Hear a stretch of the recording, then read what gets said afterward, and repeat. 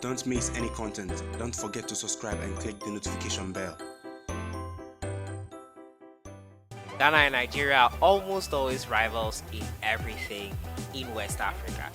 After I posted that video about the Ghana myths about football and that particular game between Ghana and Nigeria, I saw some comments in the comments box talking about how Nigerians have also heard a similar story before, and looking at that, I decided to look further into it, and I found out something quite interesting, which was almost similar to what the Ghanaians have already known in their own talk about their game with India. Apparently, the Nigerians also have a story in which a player died whilst playing for Nigeria against India. Their scoreline too was 99 goals to 1. Today we'll be looking at what the true story actually is pertaining to Nigeria, and also why such a story has perpetuated for far so long. We'll also be looking at some of the truths that were in the story and how they were twisted to make people think that it was actually a game that took place. As usual, subscribe if you have not. Click on the notification bell to get more updates. So if you have not watched that video I did on Thursday, it's up here, you can watch it. But it was basically about the myths, some myths in Ghana football which I looked to bust, and those myths included a 99-1 loss by Ghana to India, and the fact that and had agreed that should Ghana score just one goal, they would actually win the trophy. Doesn't make sense, and it was perpetuated that when Ghana tried to play the ball turns into a ball of fire, it turns into the head of a lion. So many stories, and that the one guy that won it was the one whose picture was on the Milo tin. A lot of interesting stuff here, but Nigeria apparently have a similar story. And now the Nigerians' own was that almost everyone, as according to my research in Nigeria, has heard of this story before, and it ended in 99-1 win for India. Now, before the advent of the internet, this story successfully thrived among Nigerians, but with the emergence of the internet and easy access to social media, the truth behind India versus Nigeria has been revealed. Though there are different accounts of the match, they have the following in common. Now that the match ended with India scoring 99 goals and Nigeria just scoring 1, and that Nigeria were unable to kick the ball because the football kept turning into a lion, which scared them away. Quite interesting. Ours was a ball of fire. That Indians later agreed that if Nigeria could score just one goal, they would concede defeat. That Samuel OKWAJWA scored the winning goal and lost his life in the process because the ball turned into stone as he tried to kick it.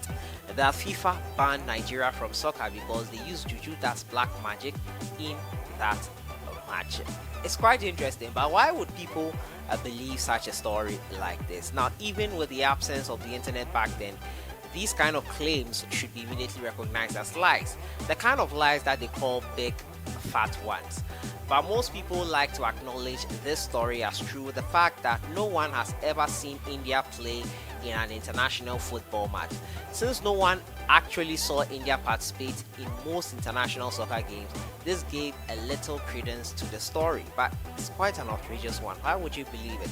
Now, another reason why it might have thrived, this lie, for so long was that credible information was not easily accessible in Nigeria, unlike now that even a 4-year-old can debunk false claims within minutes of a Google search.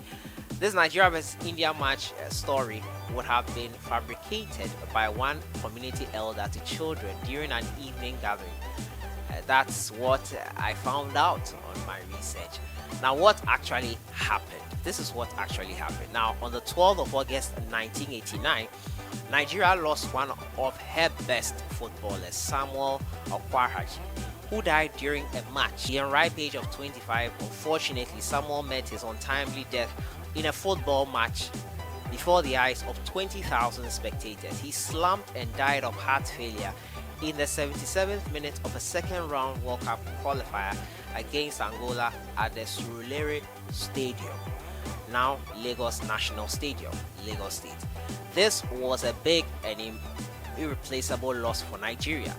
He was giving a befitting and heroic burial in his hometown, Umudioka community in Imo State. On 12 August 2009, as a way of immortalizing this icon, the governor Babatunde Raji Fashola of Lagos State erected a concrete bust of Samuel in front of Lagos National Stadium, the stadium where he died. And you can see the picture of his statue here erected. So that is about the man who died. Someone actually died, but it was not in a game with India. He died in the World Cup qualifier after collapsing, cognitive heart failure. You can see Samuel here in the Nigerian national team. So that is the only truthful thing about that India versus Nigeria, and it wasn't even against India, it was against Angola, and saying that the thing turned into stone. Now, another reason why people believed it was because, yes, FIFA banned India, and so this thing about someone would buttress it with the argument that FIFA has truly banned them. Why do you think they banned them? Yes, they use black magic and they use it to play a certain game with Nigeria or whatever. So that is how that story perpetrated for long. But the real reason why FIFA banned Nigeria is here. Now, India was never banned by FIFA. It was India that withdrew from the tournaments themselves. Here is how. FIFA made it clear to India they would not be allowed to play in the 1950 World Cup without wearing footwear. FIFA determined that obviously the two defending finalists, Brazil and Italy, would be guaranteed slots. That left 14 slots that needed to be filled.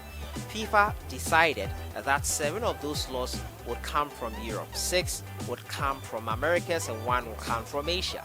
The problem was that of the 4 Asian teams that were invited to the World Cup, 3 of them, the Philippines, Indonesia, and Burma, withdrew from the tournament before qualification round. Therefore, India earned an automatic slot within the World Cup. It would be India's first time appearing in the World Cup, but India too withdrew from the tournament because FIFA would not allow them to compete barefooted. And I was wondering why India would have wanted to compete barefooted in a game of football. Perhaps that thing about them having black magic could be true. Why would you want to play barefooted in a game of football? But there you have it. We busted the myth here. Nigeria's version of losing 99-1 to India. Almost similar to what Ghana's own is all about, but there were some truths in it.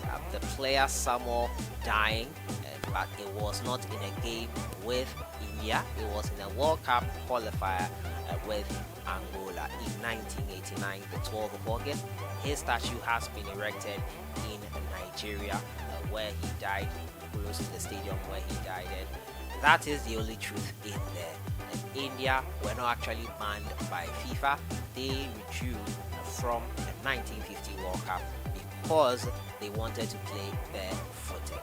This story has been perpetrated for so long, and I just felt it was right to bust that myth. Let me know what you think in the comments box. Have you heard this story before as a Nigerian?